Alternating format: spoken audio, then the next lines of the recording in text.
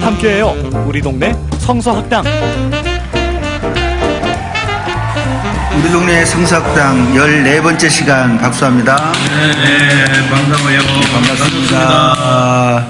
잘 지내셨죠? 아이고, 잘 지냈지요. 네, 얼굴이 좋습니다, 오늘. 나는요, 단풍 구경을 많이 해가지고 얼굴이 붉어졌습니다. 모든 사람이 나보고 아주 이뻐졌다고. 아까 먹은 음료 탓이 아닐까? 자만자만하게 눈빛이. PD가 약을 많이 먹였습니까? 자, 약을 먹인 게 아니라 약을 올렸습니까? 뭐 교계에 다른 소식 없나요? 교회나 평안하십니까? 교회는 평안한데, 이제 교계도 평안하면 좋겠어요. 네.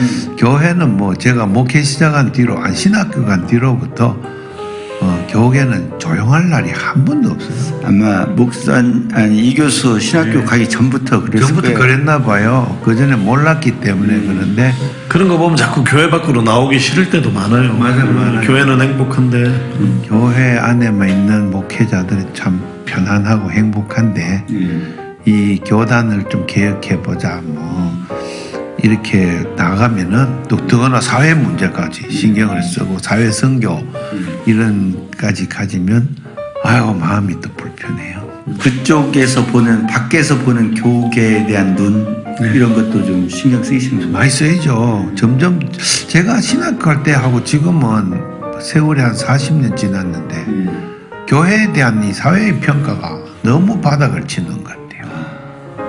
교인들에 대한忠誠심이 영 없어진 것 같아요. 전혀 없어요. 지난번에 우리 구역 모임을 하는데, 우리는 구역 예배를 안 드리고 구역 모임을 하는데, 누구나 주최하면 그 주최한 사람이 마음대로 조직하기로 돼 있어요. 이번에 조직하신 분이 베네딕트 수녀원의 수녀님 한 분하고, 그 다음에 또 자기하고 친한 분을 초대를 해서 대화 시간을 가졌어요. 내가 만난 하나님, 이런 주제로.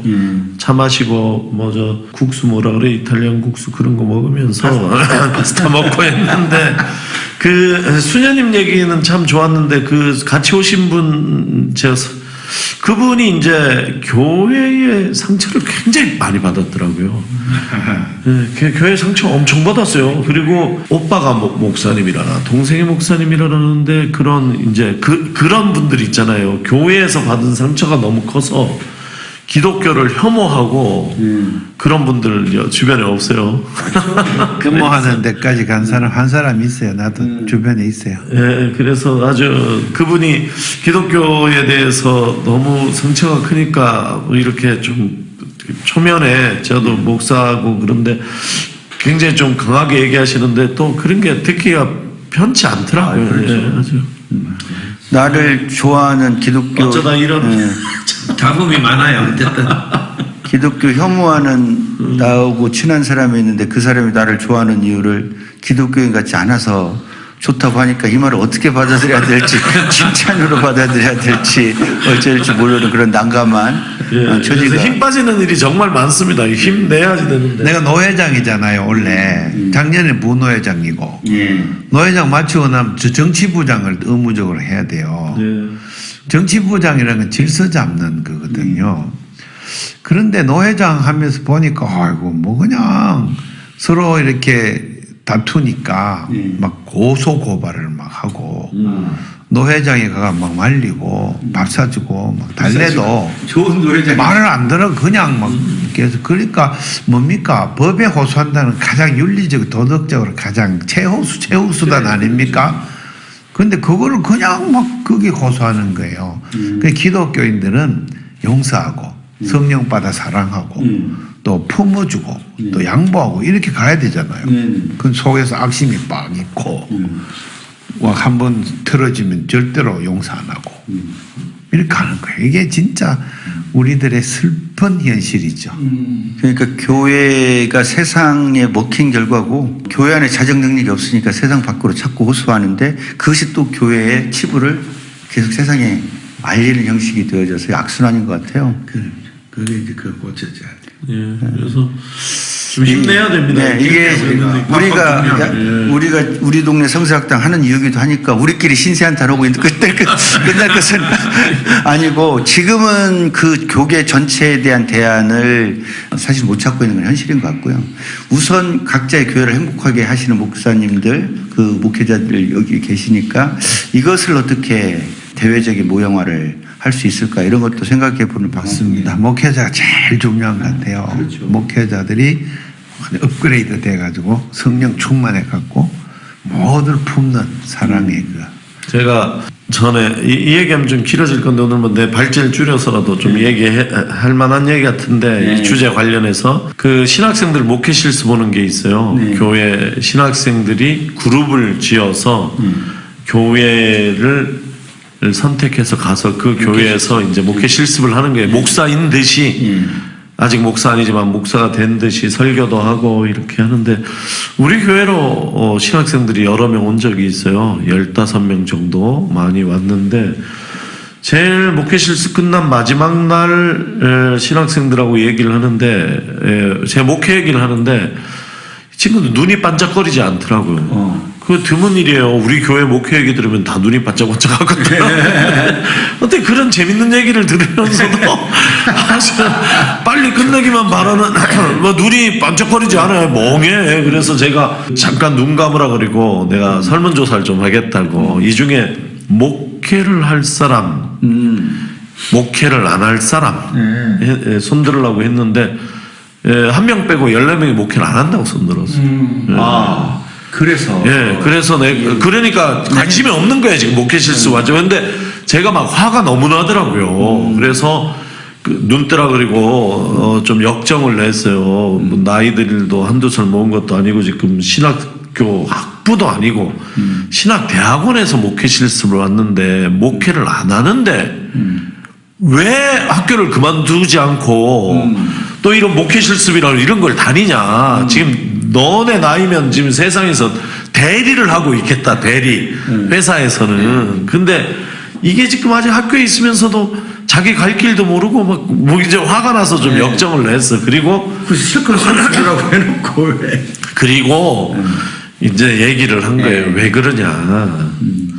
근데 이제 저와 이 교수님도 마찬가지일 건데 우리 공부한 그러니까 학위 공부를 한 사람들은 어떤 경향이 있냐면 신학교 교수들이 잘못 가르쳐서 이 학생들이 목회를 포기하게 된다 이런 생각을 선입견 가지고 있어요. 그래서 신학교 교수들을 보면서 아이고 저렇게 가르쳐서 그렇다 잘 가르쳤으면은 이런 생각을 하는데 제가 그날 들은 놀라운 얘기는 그러니까 내가 물은 거야. 왜 목회를 안 하려고 그러냐. 그런데 왜 아직 신학교에 있냐니까 자기들이 신학대학원 들어갈 때는 목회할 생각을 갖고 들어갔다는 거야.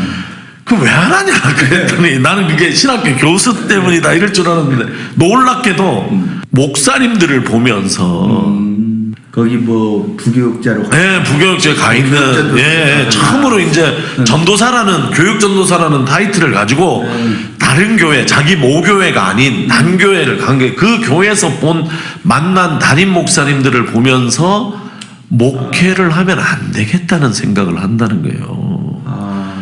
그게 왜 그런 생각을 하냐니까 1번 목사님들이 다 옛날에는 자기는 이랬다 한가닥 진보적이었다 옛날에는 이랬다 뭐 다 하는데 그런 게 목회와 신학에는 하나도 안 나타나고 목회와 설교에는 요만큼도 흔적을 찾아볼 수 없는 그런데 맨날 옛날 얘기하고 그 다음에 사례비가 놀랍도록 작다는 거예요.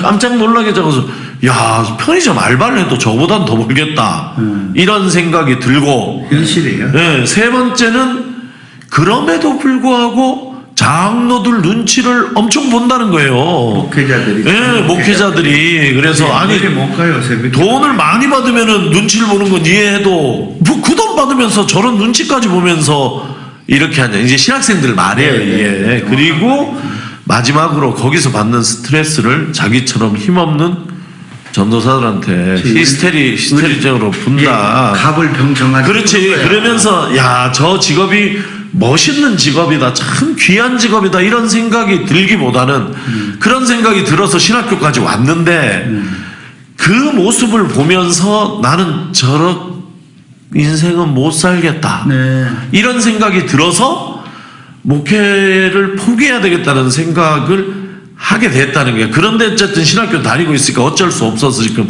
목회 실수 왔노라. 이 되게 슬픈 얘기예요, 이 얘기가. 현실이죠. 그게 현실이고 슬픈 얘기인데 이 현실 속에서 우 박사 생각은 우심은 어떻습니까? 아니, 제 마음은 그거예요. 제가 일단 오늘 양식 코너 우심으로 바꾸고 내가 굉장히 잘못 생각한 것이 우리는 그것이 신학교 교수들이 잘못 가르쳤다. 이렇게만 저는 생각했던 것에 대해서 저는 회개했어요. 네. 교수들 문제가 아니라 목사들 문제. 이 친구들은 옛날 좋았던 교수님들이 어떤 교수님인지 경험해 본 적이 없어서 교수는 그냥 지금 교수가 교수인 줄 알아. 원래 신학교 교수는 그런 줄 알아. 좋든 나쁜지 간에. 근데 현실에서 접하는 자기 선배 목회자들한테 이 좋은 모델을 못 찾는 거예요. 정말 그래요. 우리 신학도들이 미래인데 앞으로 현장 교회에서 어떤 모범을 못 보고 이것은 현장 문제다. 그럼 역시 목회자들이 좀 더 그런 문제까지 생각해서 많은 현장에 어려움이 있죠. 뭐 사례비 문제, 생활 문제 많은 어려움이 있지만 신학생들과의 그 관계를 좀 더 깊은 대화로 가져가고 또 목회자적인 모범을 보일 수 있는 이제 그런 쪽으로 좀 노력해야 되지 않겠나 이런 생각이 들어요. 그렇죠. 그게 그 목회자들도 사실은 그 목회를 비전 있게 즐겁게 안 하고 싶은 건 아닐 거 아니에요. 그 본인들이 가지고 있는 여러 가지 단계 그것들이 더 업그레이드 해야 될 그런 구조적인 문제 그것들이 안 되는 구조적인 이런 문제들이 있는 것이 현재 한국 구조적인 문제 심각해요. 네, 한국 교회 지금 총체적인 문제로 그 신학생 문제들이 우리한테 보여지는 것 같아요. 오히려 우 박사가 본 그 눈 때문에 그런 현실을 더욱 적나라하게 그냥 나는 내 목회 잘하고 있다 그것으로 만족할 수도 있지만 또 나를 보고도 신학생들이 이렇게 볼 수 얼마든지 있기 때문에 제가 생각하는 건 신학생들이 사실 전도사를 하면 안 돼요. 근데 신학생 때부터 교육전도사라는 이름으로 교회를 나가는데 이 친구들은 이름은 교육전도사지만 아직 학생이에요. 그러니까 교회가 이 친구들을 교회와 목회자들이 이 친구들을 엄청 사랑해줘야 돼요. 사랑해주고 보호하고 키워주고 이렇게 해야지 되는데 이게 무슨 교육전도사라고 깍가리처럼 어제 말다 놓은 것처럼 그렇게 그냥 사랑하지 않고 한참 사랑을 받아야 될 나이에 교회의 사랑 뭐 선배 목회자들의 사랑 교인들의 사랑을 듬뿍 받아야 될 나이에 잘리거나 이런 그런 사랑을 못 받고 있는 게 아니냐. 그래서 마음이 너무 좀 짠하네요. 짠해요. 아르바이트 정도 받아요 보통. 그러니까 그렇게 해서. 그렇구나. 그러니까 뭐 지방에는 직접 신학생 출신들의 교육전도사가 또 지방은 또 오지도 않아요. 근데 사실 실감이 또 오히려 좀 적은 건데 그 얘기를 들으니까 한국 교회가 어느 정도까지 가는가, 지금 현재 와 있는가가 현실감이 딱 오네요. 그래요. 우리가 또 분발해야 될 대목 같습니다. 맞습니다.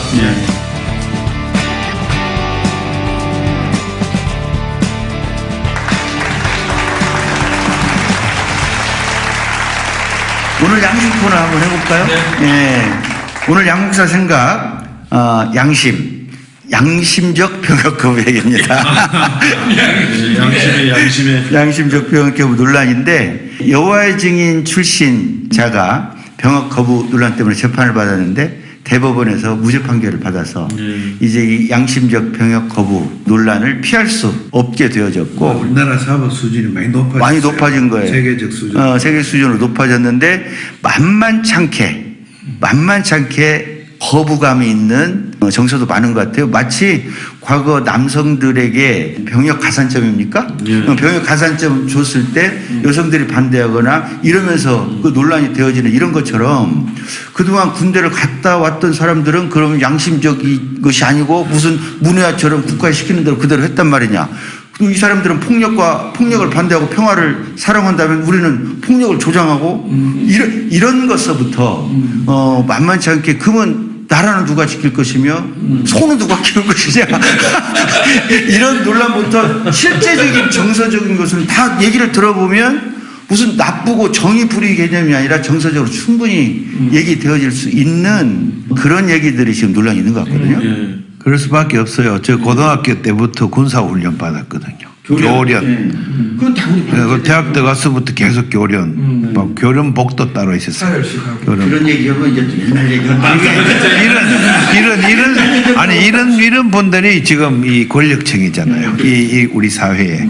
그 양심적 병력 거부 운동은 젊은이들이 지금 제기하는 문제예요. 군대에 딱 문제가 돼 있는 친구들. 사실은 대부분 판결을 났을 때 내가 막 박수 쳤어요. 예. 그럼 찬성 입장이시고. 찬성 정도가 아니죠. 그래요? 저는 이렇게 생각해요. 문제는 형평성 때문에 생기는 건데 형평성 결국 징병제를 폐지해야 된다고 봐요. 징병제. 예. 그리고 그러려면은 저기 철책선 쳐놓은 거 다 걷어치우고 그 보초 서는 거부터 그 하지 말아야 돼요. 일관돼요. 아주 모병제라고. 그리고 우리나라도 나는 저런 얘기를 나도 일관되게 저게 말이 되나? 말이 되죠. 왜냐하면은 이거는 직업군이 100%를 만들어. 일본도 그렇잖아요. 그리고 국방 안 됩니까 일본이? 아니에요. 모병제로 해요. 가자. 모병제로 가고 직업군이 시키고 월급 올리고요. 그리고 전문화 시켜야 돼요. 군사를 전문화 시키고. 군대를 그럼 찬성하시나요? 예? 군대는 어쩔 수 없이 찬성하시나요? 신학적으로 말하면 군대는 그거는 없어져야 돼요. 되지만 현실적으로는 또 칼을 쳐서 보습을 만들어야 되죠. 그거는 그 하나님 나라 얘기고 일반 사회, 일반 우리 국가는 안 그러니까 다만 일반적으로 보았어도 보다 전문화시키고 직업군인으로 만들고 해서 고용을 확대하고 네, 근데 이제 그거는 한 단계 저 넘어 얘기고 지금은 대체복무제가 이제 논란은 이제 첫 번째 재판에서 대체 복무제가 논의될 수 있는 터전이 대법원 판결이 내려진 것 뿐이에요. 현재는 내려졌으니까 이제 형평성 지금 막 나올 거 아니에요. 그렇죠. 지금 논란은 양심적 병역 거부의 논란도 아니고 이 재판을 통해서 이 재판이 진짜 잘못 재판이냐라는 것도 일반 상식적인 수준에서 박수가 나오는 것은 아니고 기존에 그러면 진보적인 집단이라고 이걸 찬성하냐 군대 갔다 온 사람들은 약간의 쓸쓸함이 있는 것 같아요. 혹시 여기는 군대 갔다 내가 했다고 해서 남이 안 한다고 배 아파고 그러면 안 되죠. 근데 제가 이거 보니까 여호와의 증인 출신이잖아요. 저는 솔직히 방위를 받았거든요. 방위도 사주로 훈련을 받아요. 사주 훈련 받는 중에도 여호와의 증인이 있었어요. 그 여호와의 증인이 거기서 집총을 거부해. 훈련소에는 들어와. 집총을 거부해요. 도망가는 게 아니라 훈련소를 들어오더라고. 여호와의 증인도 여러 계열이 계열이 있는, 내가 본 여호와의 증인은 집총들로 들어와. 근데 집총을 거부해. 근데 얘네들 많이 교관들은 겪어봤기 때문에 매뉴얼이 있나 봐. 감방으로 가죠. 감방으로 가기 전에 얘를 모멸감을 주는 거예요. 그러니까 우리들 전체 보는 앞에 개집 앞에 목줄을 개고 또 해놓고 얘를 거기다 놓고 모멸감을 주는 거예요. 그리고 그 말을 하는 거야. 우리들한테 얘를 보면서 교육시키는 거예요. 저희처럼 하면 국가를 누가 지키느냐 라고 교육용으로 사용하기도 하고 개처럼 묶어놓고 화를 거기서 그렇게 모멸감을 주는 것을 내 눈으로 본 거예요. 그러니까 그 후에 나오는 이런 나머지 증언들을 보면 맞고 때리고 이런 것도 있고 그 친구하고 얘기해 본 기자가 그래서 글 쓴 사람이 얘기해 보는데 대체복무제는 그런 사람들이 먼저 말한 거라고 하더라고요. 나한테 중노동을 시켜라. 쟤네들이 3년, 그때 3년 자기가 했을 3년이면 나한테 5년, 쟤네보다 힘든 중노동을 시켜라. 감당하겠다. 라고 하는 것들이 있더라고요. 이번에 양심적 병역 거부에 대한 판례가 기준이 있어야 될 거 아니에요. 양심이란 뭐냐 이런 것들을 했을 때 피고인이 주장하는 양심과 동일한 양심을 가진 사람들이 이미 양심적 병역 거부를 이유로 복역하는 사례가 반복되는 것이 있는 것을 보면 이게 이제 여호와 증인이 반복되는 그 사례가 거의 90몇 %예요. 네, 지금 현재 이 판결을 내리는데 중요한 역할을 했다. 라고 하는 거예요. 그러면 저는 양심적 병역 거부에 대한 논란, 이제 이것은 대체복무제 논란으로 빨리 바꿔야 된다. 그래서 대체복무제를 통해서 양심적 병역 거부 이제 논란은 그만하고 병역 거부할 수 있는 사람, 그리고 징벌적 대체복무제라는 표현이 있더라고요. 그래서 현재 있는 군인을 현역 복무를 하는 것보다 더욱 힘든 체제, 기간도 늘리고 이런 것들은 대부분 동의가 되는 것 같아요. 그 대체복무제 논란을, 그렇지만 너무 협소한 것 말고 세계적 수준을 조사도 하고 해서 우리들이 내놓을 수 있는 그런 것 논란으로 가자. 이런 측면을 한번 얘기해 보고 싶은 게 양심입니다. 양심을 좀 정리해서 얘기해 주십시오. 양심적 병역 거부 논란 종결하고 수용하고 예, 수용하고. 이제 대체복무제 논란으로 넘어가자. 대체복무제 논의로 넘어가자. 저는 그 양심에 대해서 조금 더 이심을 이야기하자면 그 뭐 대체 복무제 한다고 그 논란이 중단 안 돼요. 또 막 시끄럽습니다. 예, 그렇죠. 그냥 아예 그냥 그거를 없애버려요. 모병제로 그냥 딱 맞습니다. 그냥 가서 직업군인 딱 하고 그러면 딱딱 되죠. 징병제로 그것도 논란 대안 중에 하나입니다. 징병제가 있는 한, 징병제가 유지되는 한 이 논란은 계속될 거예요. 그럼요. 이 논란만, 형평성 논란은 이 논란만 있는 게 아니라 올림픽 금메달리스트, 월드컵 우승, 지난번 야구 아시아게임 야구 이런 것들이 그건 왜 특힙니까? 신성한 국방 영우라는데 왜 그 국위를 선양했다고? 이런 요소들의 논란은 계속될 수밖에 없어요. 징병제 자체가 생긴 문제예요. 북한에는 젊은이들이 10년을 한대요. 복무를.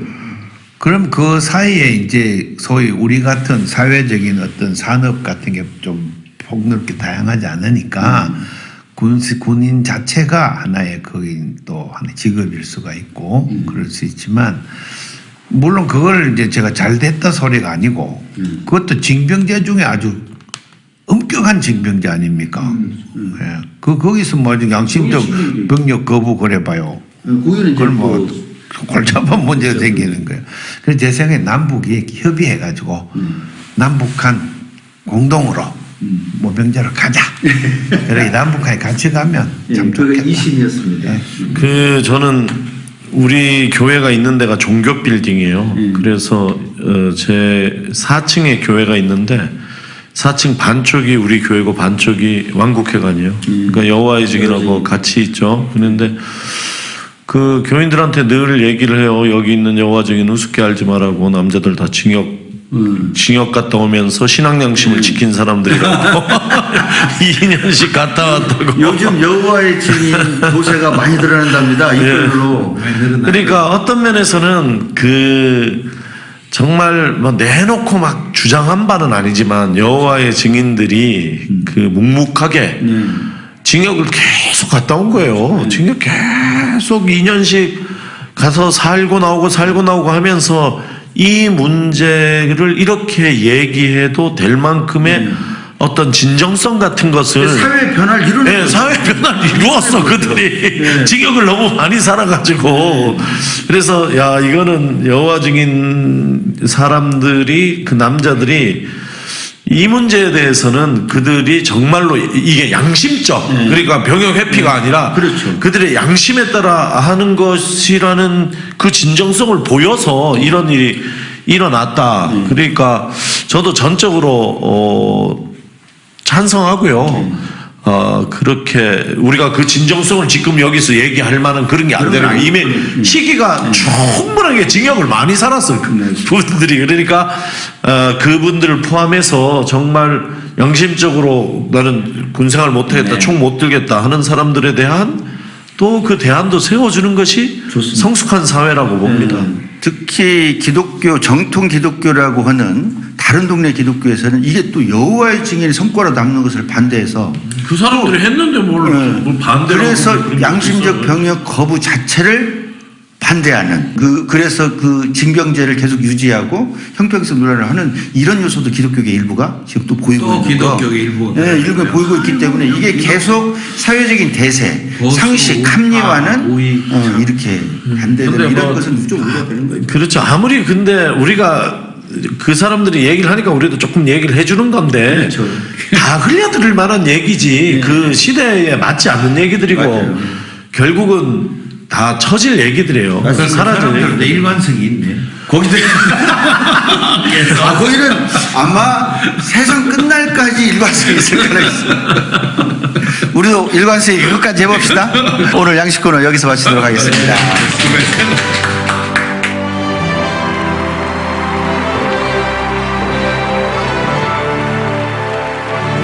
자, 우리 우 박사 신약 발제. 오늘 신약이요. 예. 난 구약인 줄 알았네. 신약 발제 오늘도 기대합니다. 기대가 큽니다. 지난번 성령 충만했는데. 예. 오늘은 시간이 많이 갔어요 우리가. 그래서 아주 짧은 그러나 지난번에 하겠다고 한 얘기를 하겠습니다.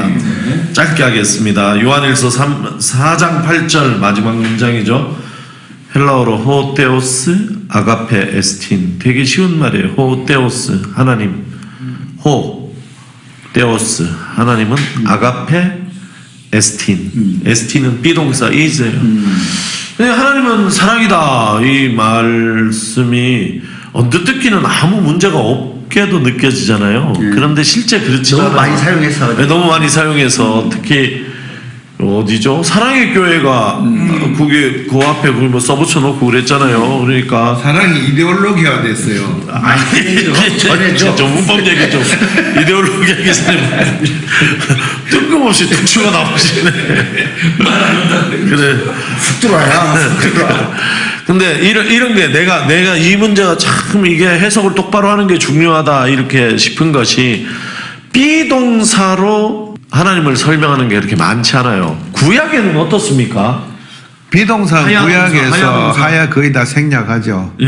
그럼 그 있는 걸로 봐야 되고. 있는 것로 해도 많이 나오는지 모르겠는데. 출애굽기 34장 6절 뭐 부지기수로 나옵니다. 예. 근데 그 비동사 뒤에 보어가 형용사는 문제가 없어요. 명사로 나옵니다. 명사로 나오는 경우에 하나님은 뭐뭇이다.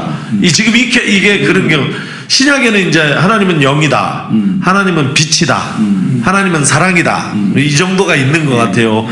근데 이 명사 보호가 왔다. 이게 영어 영문법 시간 같지만 한번 들어보면 또 이게 중요해요. 말씀해 주세요. 주격 보호가 비동사 뒤에 주격 보호가 오는데 주격 보호가 형용사가 아니라 명사가 오면 신학적으로 큰 문제가 생겨요.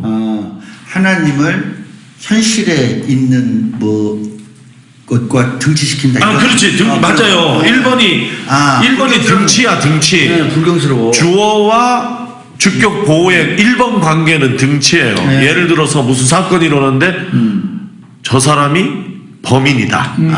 그럼 저 사람하고 범인이 등치 관계잖아요. 그거. 그렇죠.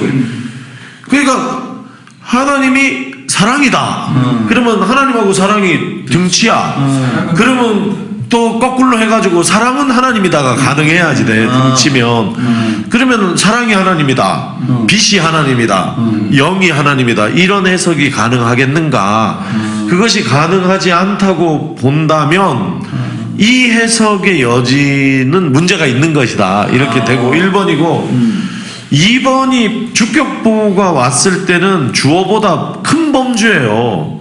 예를 들어 양진규는 목사다 하면 목사가 더 큰 범주예요. 근데 하나님보다 큰 범주가 있을 수가 있어요. 사랑이 더 큰 범주다. 이것도 안 되잖아요. 그래서 하나님은 사랑이다 할 때 주격보호를 쓰는 주격보호가 명사로 오면 등치이거나 아니면 큰 범주가 올 수 있는데 둘 다 문제가 된다 이런 경우에 하나님과 관련해서는 하나님과 관련해가지고 그게 하나님은 빛이다도 마찬가지고 영이다도 마찬가지고 다 이런 문제가 있어요. 그래서 사실 이걸 듣고 넘어가지 정확하게 문법적으로 하나님이 사랑이다 하는 것을 어떻게 해석할 수 있겠는가 하는 게 오늘 제가 하고 싶은 얘기예요.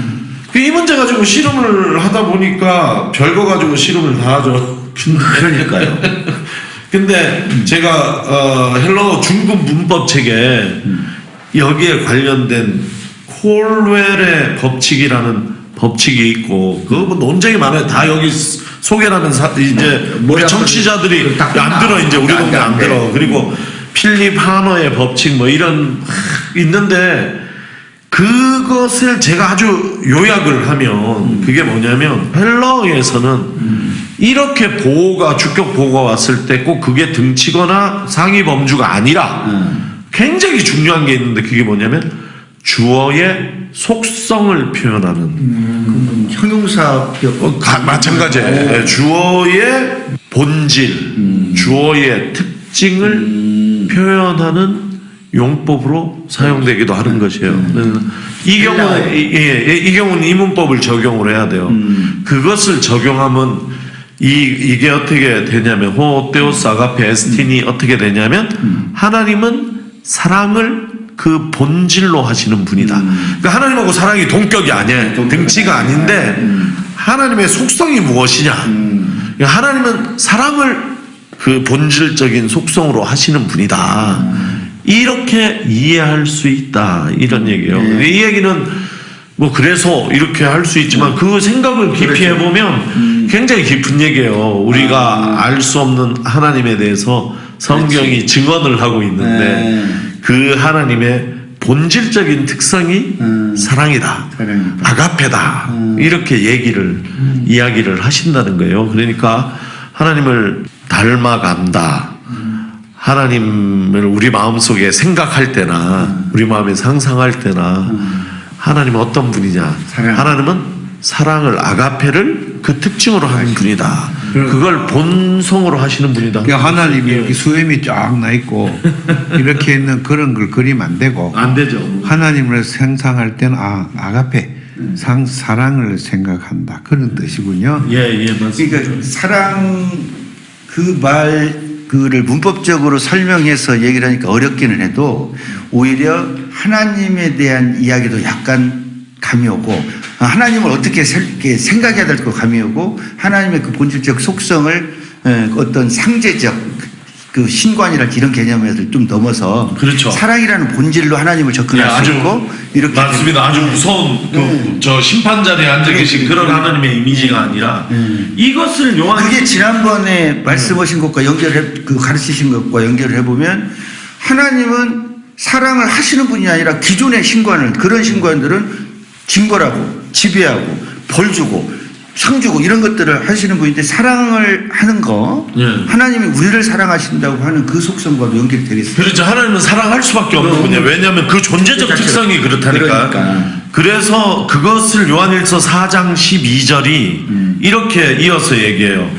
지금까지 하나님을 본 사람은 없습니다. 그러나 우리가 서로 사랑하면 아가페하면 이 아가페는 어디서 온 것이냐면 하나님의 속성을 하나님의 속성이에요. 우리가 그 아가페를 하면 하나님이 우리 가운데 계시고 또 하나님의 사랑이 우리 가운데서 완성된다. 그 시작은 뭐냐? 예를 들어서 구약부터 시작됐겠지만 신약에서는 예수 그리스도를 통해서 보여주신 그 사랑이 우리가 사랑할 때 우리 안에서 완성된다. 이렇게 아멘. 이해할 수 있는 것이죠. 그래서 사랑 아가페를 통해서 하나님과 우리 사이에 연합이 가능하다. 성경이 분명히 그 얘기를 하고 있다는 것이죠. 구약 성경이 쓰여진 동기도 그것이라고 봐요. 저는 하나님이 사랑이라는 것을 처음으로 말하기 시작하는 거예요. 왜냐하면 하도 모르니까 자꾸 제우스 보고 하나님이라 하고 그 다음에 뭐 마르둑 신전에 그걸 하나님이라 그러고 애굽의 레신 이거 제국의 신들 하나님이라 그러고 심지어는 동네에서 당수나무 이렇게 있는 것도 하나님이라 그러고 하니까 하나님이 참 답답하셨을 것 같아요. 그래서 이제 이스라엘 왕국이 멸망하고 난 뒤에 그 디아스포라민들이 그 성경을 쓰기 시작했잖아요. 그래서 성경이 처음으로 나왔는데 전부 요지가 하나님은 헤세드다. 언약의 하나님이다. 자기 백성을 사랑하는 분이다. 계속 그 얘기를 하는 거예요. 그래도 모르니까 유대교가 세계가 또 계속 모르니까 예수님을 통해서 확실하게 보여주시면서 하나님은 바로 이런 분이 이렇다 하고 설명해 준 것 같아요. 그게 에스틴 보호의 그 역할인 것 같고요. 그래서 성경이 전체가 그것이다. 이렇게 말하고 싶어요. 그런 신에 대한 이야기가 참 없지 않습니까? 없어요. 예. 그런 의미의 유일신 같아요. 예. 유일하신 하나님이라고 하는 말은 이 세상에 없는 신인 거예요. 그러죠. 예. 우리가 상상해내서 그건 거룩한 신. 오늘도 역시 우리를 실망시키지 않으시고 예, 이게 짧게 한 꼭지 될지 모르겠지만 앞에 얘기가 길은 틈에 아니 그런데 하나님에 대한 이 신로는 딱 엄청 중요한 거예요. 그런데 내가 볼 때 딱 불만 하나, 난 또 이러다 또 이단이라 소리 들을지 모르겠지만 이 콘스탄틴 기독교가 세운 하나님은 삼위일체다 트리니티다 해놓고 복잡하게 설명해 헬라처라고로 우시아, 호모 우시아, 뭐 투 네이처 이래갖고 막 하면 논리가 굉장히 정치한데 정작 하나님 사랑이다 이런 이야기를 나중에 하는 거예요. 그게 제일 먼저 해야 돼요. 그러니까 삼위일체는 성경에 없습니다. 없어요. 예, 그리고 삼위일체의 관점에서 보면 성경 안에 있는 우리가 지금 하는 얘기들이 너무 이단이 많아요. 그러니까요. 그러니까 성경에 삼위일체가 없다는 것은 어떤 분들은 성부와 성자와 성령의 이름으로 세례를 주고 이렇게 있는데 어떻게 성경에 삼위일체가 없냐 이렇게 묻곤 하시는데 그런 얘기는 삼위지 일체의 얘기가 아니에요.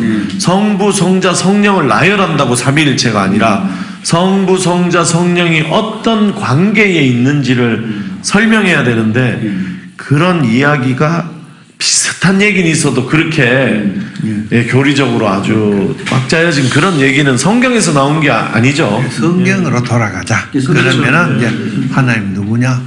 사랑이시다. 이게 제1위. 그러니까 삼위일체를 이해하지 못한다고 해서 너무 안타까워할 필요 없어요. 괜찮아요.